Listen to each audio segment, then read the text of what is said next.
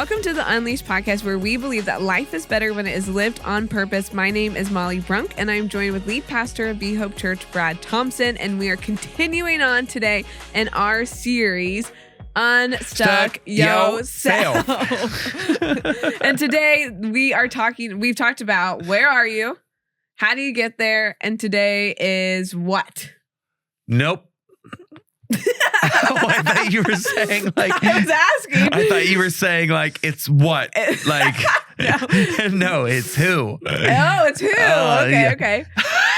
Who is, I don't know the title, so you have to tell me. Title of this podcast is Who Will Help? Oh, that makes sense. Who will help? Not what, but who. Who will help? Yes. Who will help? So it's easy to remember where, how, and who. Where am I? How I get there? Who will help me get there? It's pretty simple. Who will help me get there? Because we're trying to get you back on track. I know. Who's going to help me build a nursery? Yeah. I mean, I help you build it, but I'm definitely going to hold you accountable. So the easiest part of this responsibility. Okay. Which is what we're going to talk about today. I love this. I am guilty of this. I was actually talking with a good friend about it, but one of my frustrations and frustrations with people in general is I spend a lot of time reading books. You? Yeah. You read? I read books that you think are trash. So they're trash because they have no application to them. Yeah. Imagine just having fun. No. All right. I read a lot of books, listen to a lot of podcasts. In fact, I'm reading a book right now, and there are literally questions and steps for you to take. I mean, it is like spelled out for you on how to do this. By the way, we do this at the end of every podcast. Like, what can you do? We literally give you like 3 simple steps every podcast. And I would guess. Sorry. No. You're just really passionate. You're like, every podcast we do this. We do. I would like to know, how many of you actually apply these things? Ooh. Like, and no, I'm really guilty of this. Like, read a book, like, that was good. Never come back to it. Oh yeah, I should be a better father. Great ideas. I literally said this. There's a book I read about fathering. In fact, we had a whole group of dads read it. And it was like, who wants to get together and talk about how we can actually implement these things? Crickets. Nobody wanted to do it. It's like, we're good. We're like horrible fathers. Nobody could actually do what this guy was doing. But I think so many times, like, we assume that because we know something, then that somehow it is like, it's going to change who we are. And knowing is different than doing. Yeah. Right? I think what I'm trying to say in this moment is like, doing matters way more than knowing. I'll share this in a message at some point. Actually, I think I'm sharing it this weekend. Great. But like, the only way for it to work is for you to put it to work. This is not like a pet peeve of mine, but it's a preference of mine. Like, I'm grateful when people come up to me and say, that was a great message, or that was a good message. What I really appreciate is when people come back and they tell me stories about how their life was different. Yeah. Because they took a message, applied it, and then something changed. Yeah. Like, that gets exciting to me. Yeah. No, that makes sense. Yeah, I mean, what do you say? That was a great message. Thank you. Thank you. I kind of want to say, what are you going to do about it? what was so great? That, Yeah. Like, what are you going to do now? Yeah. I would be a jerk. So now I just say thank you. You said thank you. Yeah. Yeah. So I think what I'm trying to help us see is like, doing is half the battle. But really the biggest battle is knowing who's going to hold you accountable. Oh, that's why you're going to hold me accountable for the nursery. Yeah. Like, none of this matters. Like, goal setting, figuring out where you are. Yeah. Like, none of it actually matters if you don't have accountability. Yeah, that's fair. And I think it's just a moment of confession. Like, I don't know if it's by the seat that I sit in. I don't know if it's I mean, I'm old. I'm 43 now. Elderly, basically. But I got to be honest, like maybe it's just because people expect it. I don't have a lot of accountability in my life. Like, hear me say this, like in our church, I have a lot of accountability. Yeah. Like I have a board that I report to. I have a boss. We have hierarchy and structure. Like I'm not just running this thing by myself. Yeah. Like, but personally, I don't have a lot of people who are like, hey, are you getting up every day? And are you in God's word? What is your prayer life like? Yeah. Like, what are you putting in your body? Like, I don't have very many people that I have conversations with about that stuff. Yeah. You? Like the personal stuff or like work stuff? Well, I know the answer to the work stuff. He's like, you're looking at him for the work stuff. Yeah, not really for like my personal life and stuff. I think it would be, well, I have a direct report where like they ask me more of those questions and stuff in those meetings, but you don't really have a direct report like that. So. No, I do not have a direct report. I do not directly report to anybody. What? Except God. Except God. And my leadership team. And but they're not asking you, hey, Brad, are you reading your Bible? That kind of stuff. Well, it's interesting. So I set expectations for our leadership team. Our board, some people call it a board. Yeah. But I gave them 3 pillars. And the 3 pillars were accountability, culture, and strategy. Those 3 things. Yeah. Like, I need you to hold me. I need you to hold our leaders accountable. I need you to carry our culture. And the purpose of this board is to strategize for the future. Like those 3 things. But accountability was number 1. Yeah. And here's the reality. Nobody likes accountability. Yeah, that's fair. Well, you like accountability when you're doing fine. I think you're fine with it when you're like, yeah, everything's going good. I'm doing everything I'm supposed to do. I don't know. Yeah, I'm jumping way ahead and I'm going to get way off my notes here. I think this will be good for the conversation. I think that's the whole point, right? Like, I think a lot of time we want friends, but a lot of time I think we think our friends are the ones who support us, love us, and tell us what we want to hear. We were on a recent trip with a bunch of other pastors and having a great discussion. There's a young leader and he's doing amazing things at his church. But in the discussion, he was just talking about how he had been a youth pastor and now is leading at this church. And he said, my struggle is like, I'm working now with people who used to be my peers. Oh, yeah. And that's tough. Yeah. But he's talking about how I don't know what hat to wear. Like, do I wear a friend hat? Do I wear a peer hat? Do I wear a boss hat? Yeah. Leadership hat? I can't figure out what hat to wear. And like, that tension is real. Yeah. Even more so when these are people you love, know, and have been friends with, and now you're in charge of them. Yeah.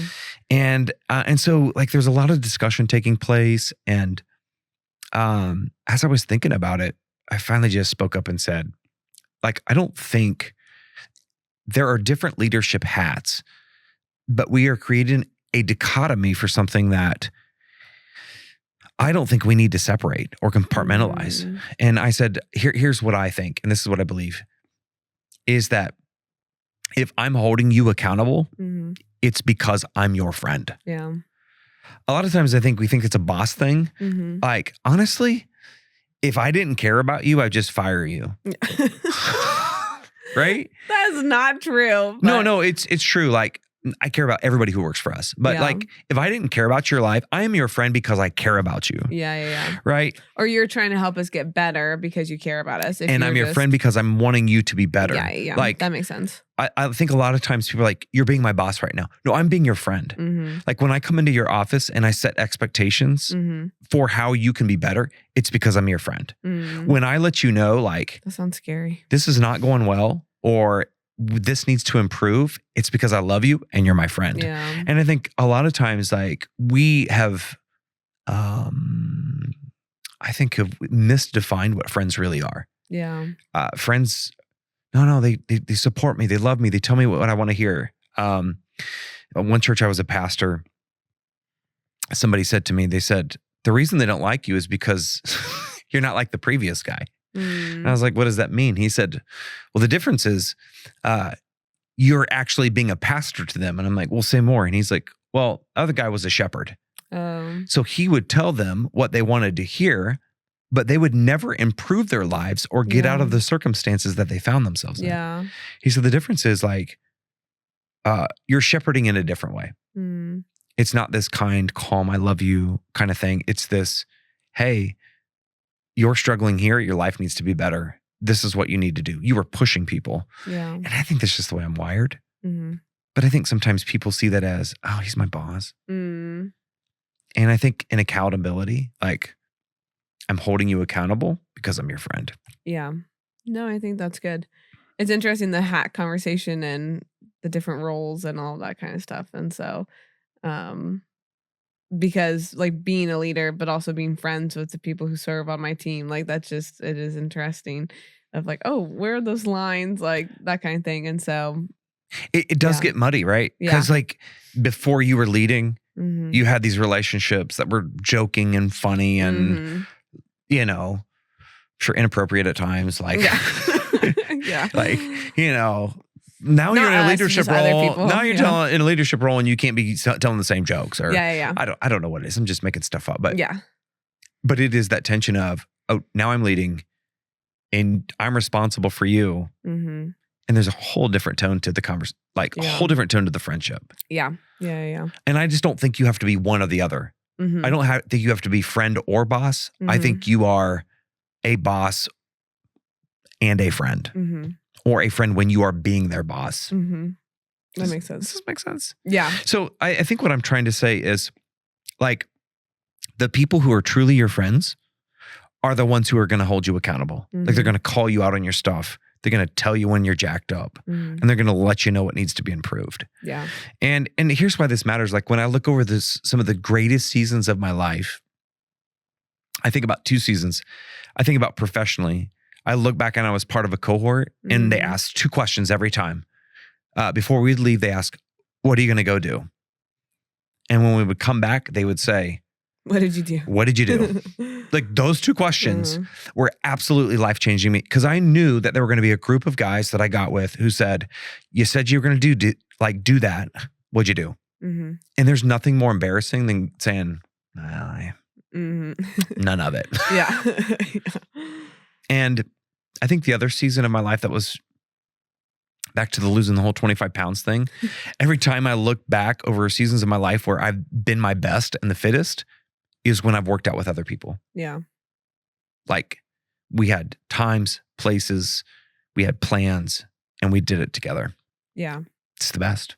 Are these people that you invite into your life and you tell them, I'm asking you to keep me accountable? Or is it like, when you are growing in your relationships, this is just a character trait that you're going to have that then you see like other people reflect to you? Like, do you explicitly say it, or is it just something that you start living and then you see it reflected around you? Well, I think I confessed earlier on personally, like, I struggle with this. Like, finding the people that I know can hold me accountable and who aren't afraid to hold me accountable. So you often say leadership is lonely. Like, knowing who your friends are, your real friends are, is always difficult to figure out. And,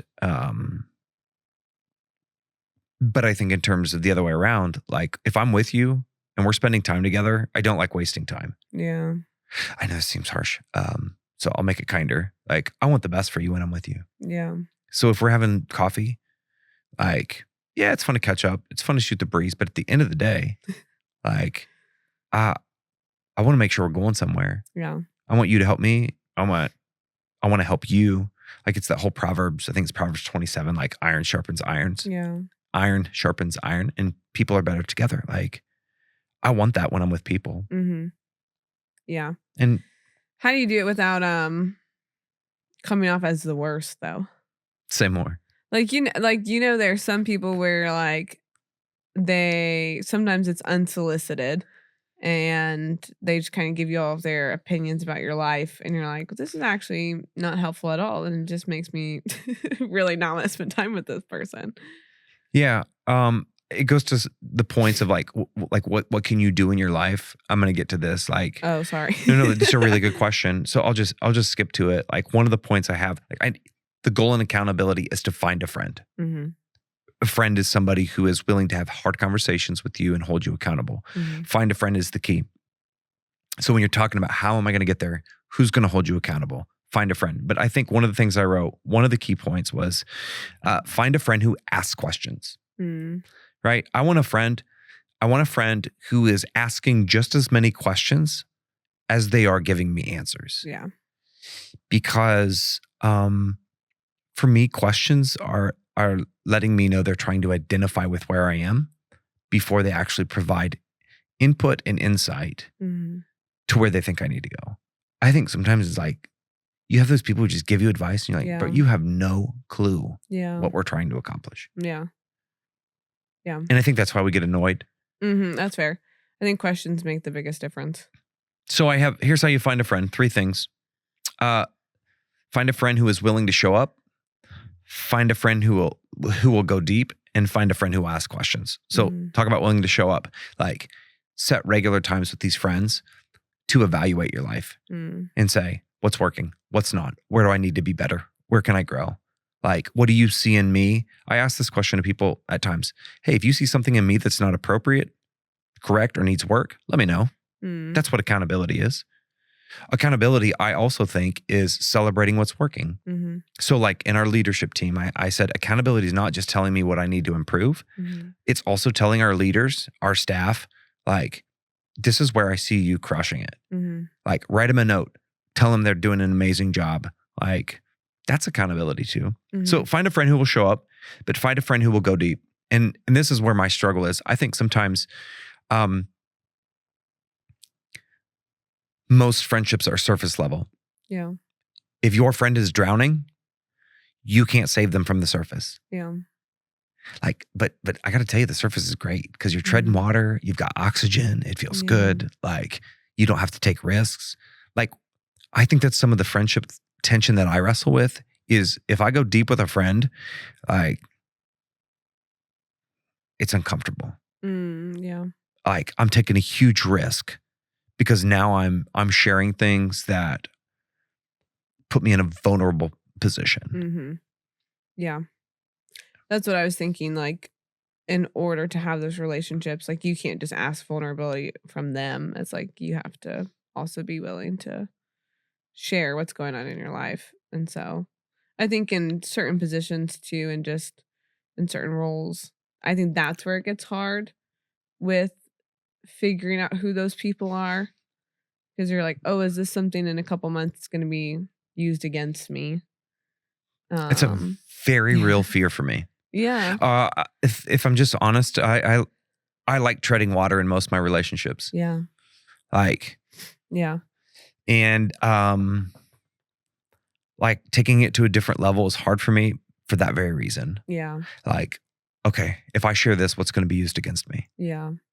I also feel like too, like, because a lot of this might, if you're if you're married, like a lot of this can be your spouse too, that you're asking that. Like, I think that I like Gabe speak into my life the most because I also know that he thinks the highest of me. Yeah. And so it's like, if you are giving off that you are not for this person, they're not going to receive anything that you have to say to them. Yeah. And so I think that's the thing where it's like, oh, I know that he will say things to me, but it's like, I don't have to defend myself because he doesn't think I'm a bad person or he doesn't think that I'm bad at my core. Like all these things where it's like sometimes where people don't really know you and they say those things to you, you're like, what do you think of me? Like, where do you get that from? Like, and so I think that's interesting too when you're on the other end of sharing with people.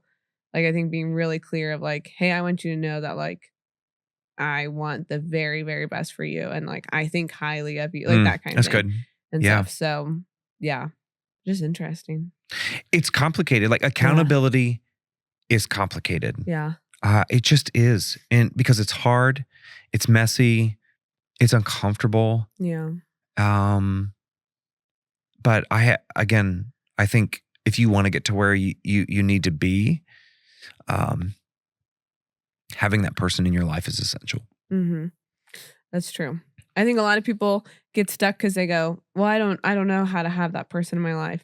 And I will always say this, the first place to start is get plugged into your church. Like, look at you plugging church. I'm just saying, if you just don't know, if you're like, I don't have anyone in my life who can do that, It's like, well, where are you serving? Where are you inviting people to dinners and coffees and over to your house? And we want it to just happen for us, and it doesn't. Like, connection just doesn't happen for us. Like, you have to put in effort. And so if you want that accountability, if you want those relationships in your life, it's like, hey, what steps are you taking? So, which people don't like to hear. I don't know. It's so good. I don't know. Any final thoughts before we wrap up? No. This is what I have. Those are the 3 questions. Where are you? Where are you? How will you get there? How will you get there? Who will help you? Who will help you? I like it. 3 questions. 3 questions. We are out of time, so I'm only going to ask you one hope or nope real quick. Hope or nope for 4 services. Our church is going to 4 services. We're at 3 right now. We're going to 4. The weight of the world is on Brad's shoulders. There's hope for it. There is hope for it. Exhaustion, yes, but hope for people, absolutely. Yeah. So if you ever want to just buy Brad some Celsius, he probably won't drink them, but we will.